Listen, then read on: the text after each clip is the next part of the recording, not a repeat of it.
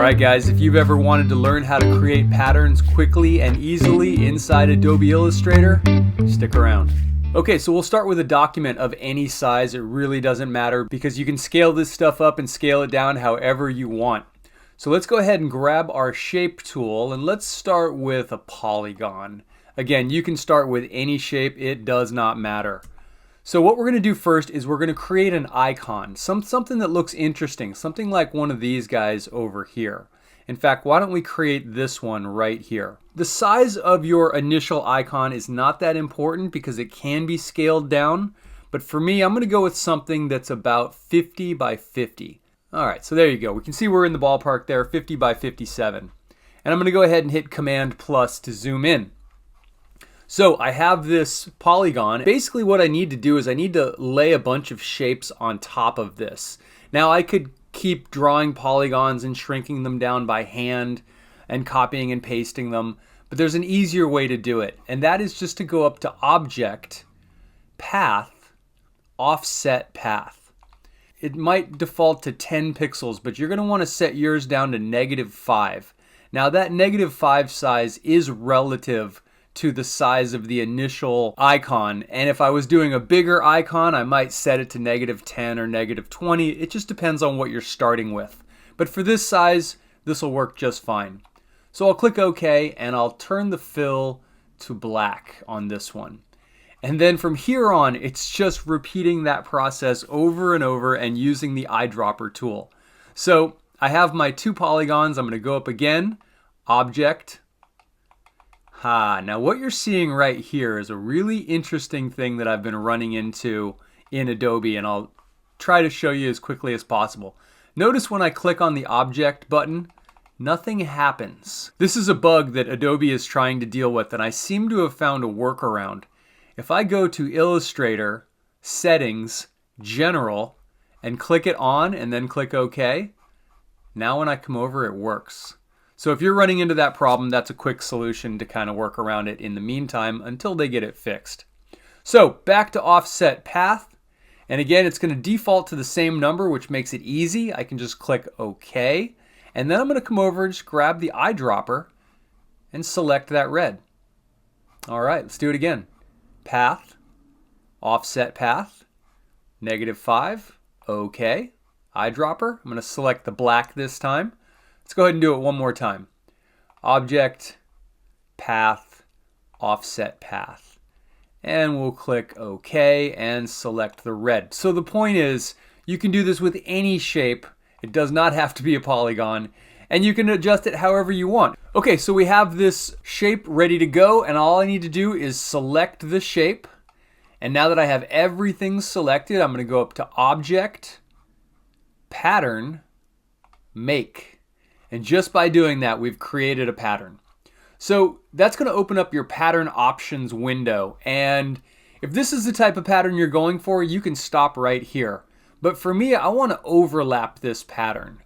So in order to do that, I need to switch it from a grid style to a brick by row. And you can see that offsets them. And now they're kind of set to overlap. Now again, if you like this, you can go ahead and click the done button and be done. But like I said, I want to overlap these. So where it says width, I'm thinking, how much do I want to overlap the sides? And the answer is really not at all. I think I want to leave these just as they are. So all I really want to adjust is height. Now right now you can see from about the middle of this shape up, we have this blank space. If I want to fill that in, then basically I need to take this height number and just drop it down to half. And now you can see it perfectly overlaps and it hits right in the center. So this height and width, I would just recommend playing with these values a little bit and seeing what you get. Maybe you like something with a little bit more space. And sometimes you get these cool shapes that are created by the gaps in your pattern. So play with the height and width until you like what you're getting. I might try to shrink this down just a bit. Let's go to 35. And again, I kind of like that. So along with that, I can adjust which way it's overlapping. Right now it's overlapping sort of downwards. I can switch that to upwards if I want these to be popping out. And right now there really isn't any side to side overlap, so this button's not going to do anything. That's only for when you're overlapping on the sides. And at this point, I can close this window and click the done button, and I am done. I have just created a pattern. Now, in order to access that pattern, I'm just going to grab the rectangle tool, drag out a shape, and as I come over to fill, you should see your pattern right there. And there we go. Now, we're pretty zoomed in here. So if I zoom out a little bit and we look at this pattern and we think, okay, is this what we're going for? You might notice that as I stretch this, the pattern is scaling with the shape. Now, there's sometimes that I'm okay with that and sometimes that I definitely don't want that. So if you don't want your pattern to scale with the shape, go up to Illustrator, Settings, General, and we're going to click this button right here that says Transform Pattern Tiles. Now if I turn that off and click OK, now if I hold down Shift and stretch this out, you can see that it is basically allowing me to stretch the shape without changing the size of the tiles.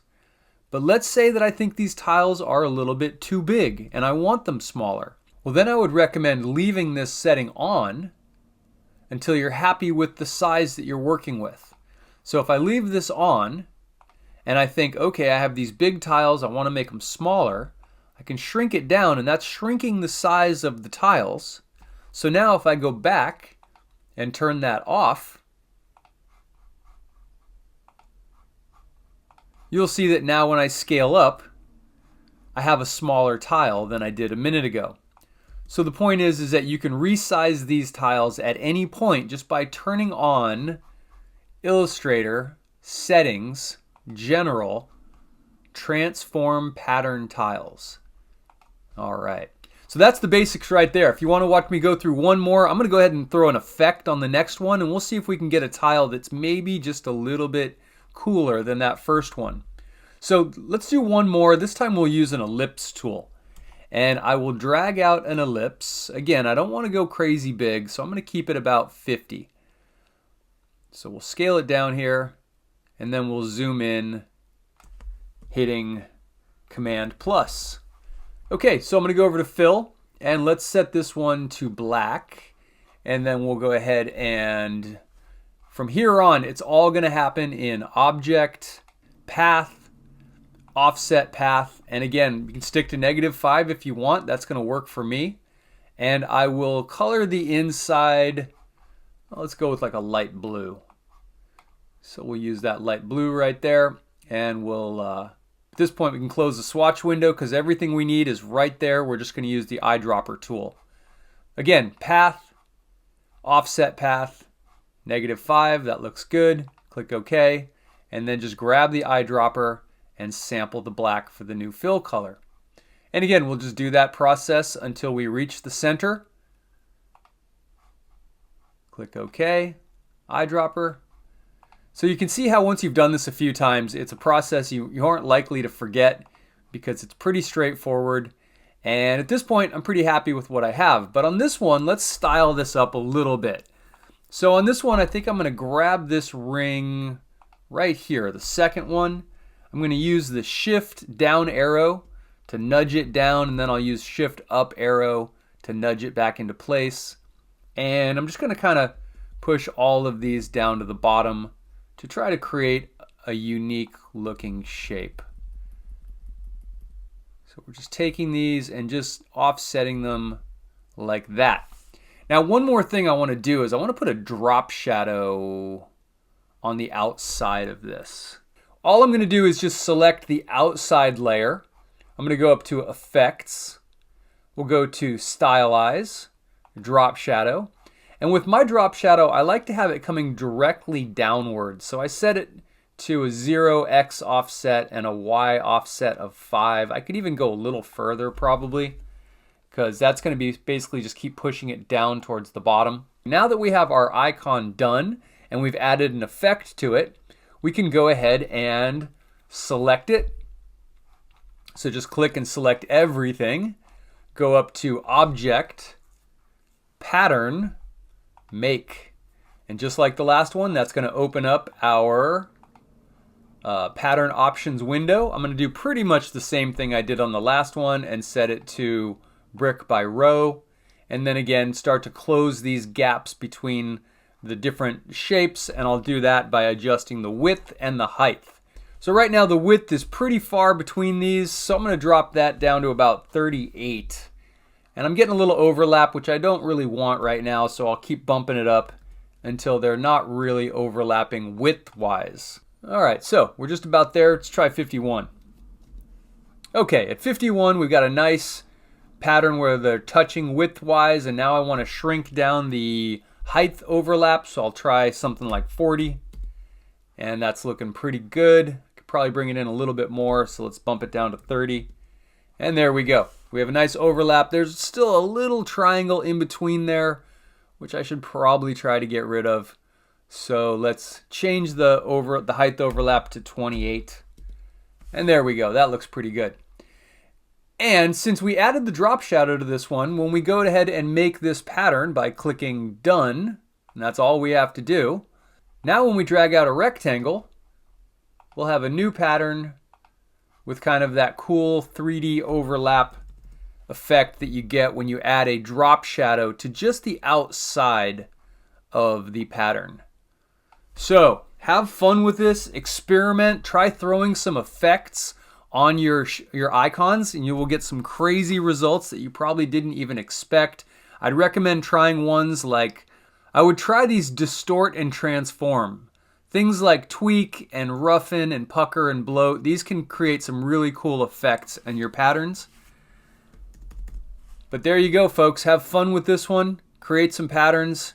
And again, remember, if you want to scale up the size of these patterns, just go up to Illustrator, Settings, General, Transform Pattern Tiles. And by doing that, now when I stretch this out, it is going to make those pattern tiles get larger, if that's what you're going for. There we go, larger tiles. But if that's not what you're going for, then you can simply keep that turned off. So have fun with this, and I look forward to talking to you in the next video.